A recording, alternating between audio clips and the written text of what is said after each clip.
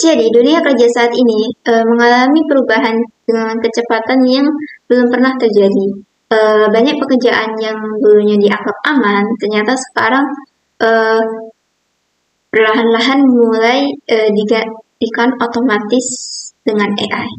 Namun, di saat yang sama, profesi baru juga bermunculan yang bahkan 5 tahun yang lalu kita tidak pernah bayangkan profesi itu ada gitu. Mulai dari annotator, AI trainer, prompt engineer, digital marketing, digital educator, dan hingga kreator profesional. Inilah kenyataannya kalau misalkan pekerjaan lama tuh menghilang, tapi juga pekerjaan baru muncul dan skill-skill yang relevan bisa berubah dalam hitungan bulan. Tetapi justru karena perubahan inilah generasi kita tuh punya ruang untuk membentuk jalan kali sendiri. Contohnya kayak kita tidak lagi terkait hanya suatu jalur seperti generasi sebelumnya.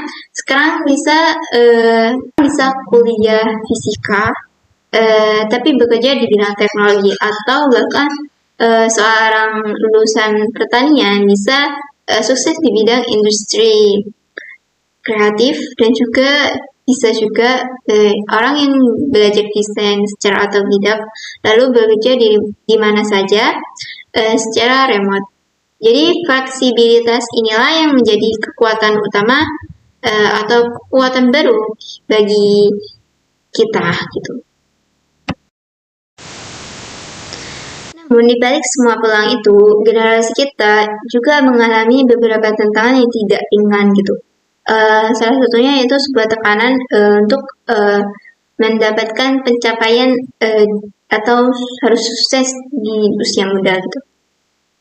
Yang mana tekanan ini berasal dari sebuah lingkungan, baik itu lingkungan sosial media atau lingkungan sekitar. Dan juga bisa jadi kita juga membuat tekanan bagi diri kita sendiri. Contohnya kayak misalkan kita membandingkan diri kita dengan pencapaian orang lain yang ada di internet atau sosial media, yang mana pencapaian yang mereka tampilkan itu hanya sebagian kecil dari perjalanan mereka gitu, dari pencapaian mereka gitu.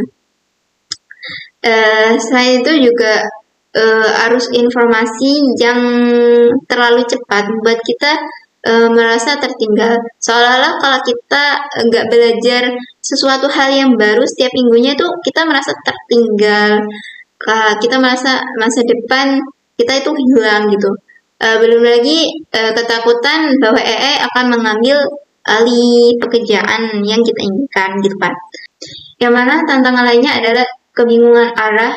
Banyak dari kita tuh yang tidak tahu harus mulai dari mana, skill-skill apa yang harus dipelajari, atau skill-skill penting apa yang harus dipelajari, dan bagaimana kita tuh membangun fondasi karir yang kuat. Jadi semua itu membuat perjalanannya tuh menuju karir terasa menakutkan dan juga membingungkan. Tapi justru disinilah kita harus belajar melihat kalau tantangan sebagai titik awal, tapi bukan sebuah penghalang gitu.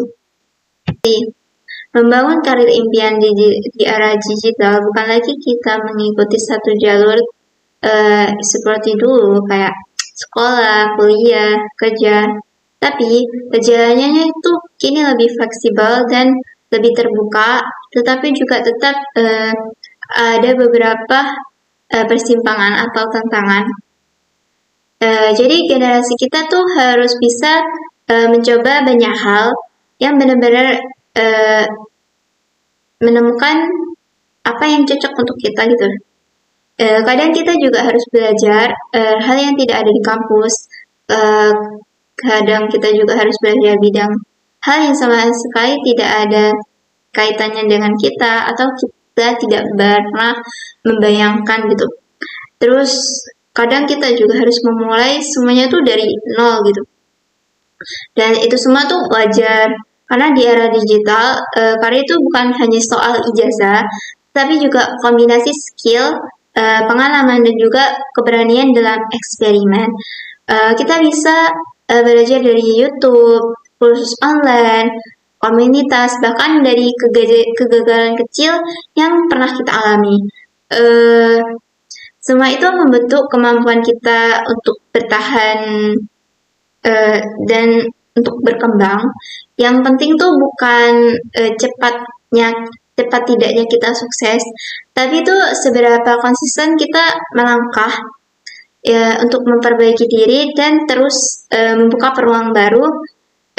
Jadi karir impian bukan suatu hal yang datang secara instan, tapi karir impian itu sesuatu yang kita bentuk secara konsisten dan kita bentuk sambil kita terus berjalan gitu.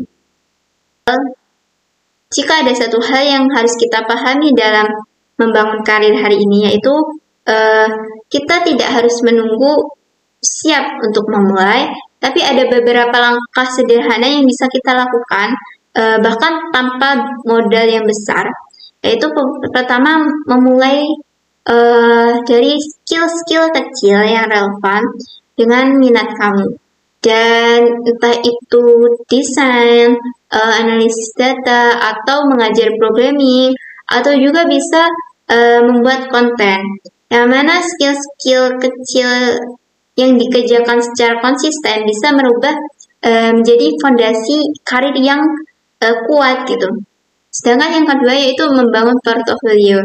Jadi portofolio di era digital ini adalah sebuah CV modern yang mana jauh lebih meyakinkan daripada sekedar daftar skill dari kertas.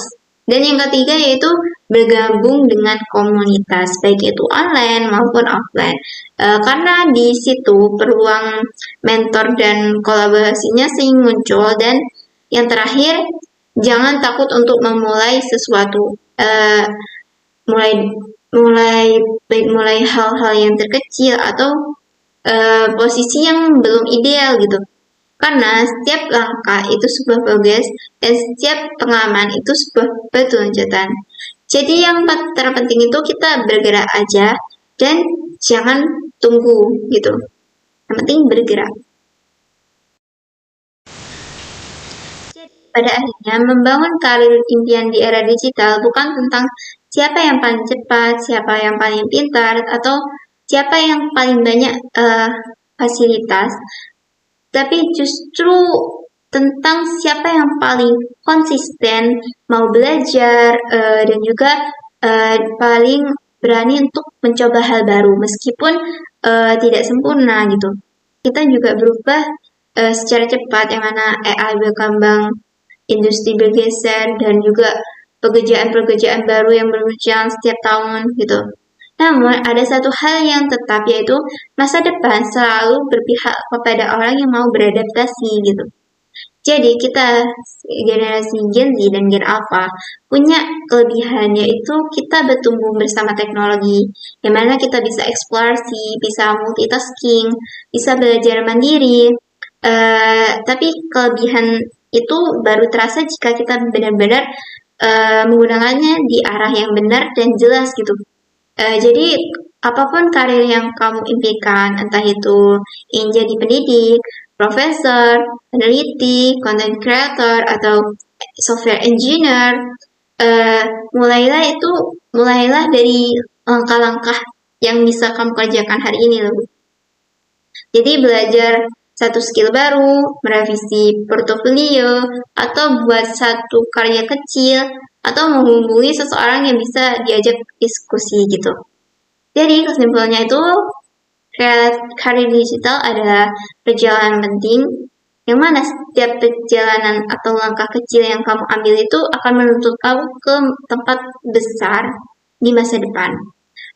Yang penting tuh jangan berhenti untuk bergerak, karena kadang pintu peluang tuh muncul pas kita lagi jalan aja gitu. So that's all for me. Thanks for watching my video and bye bye.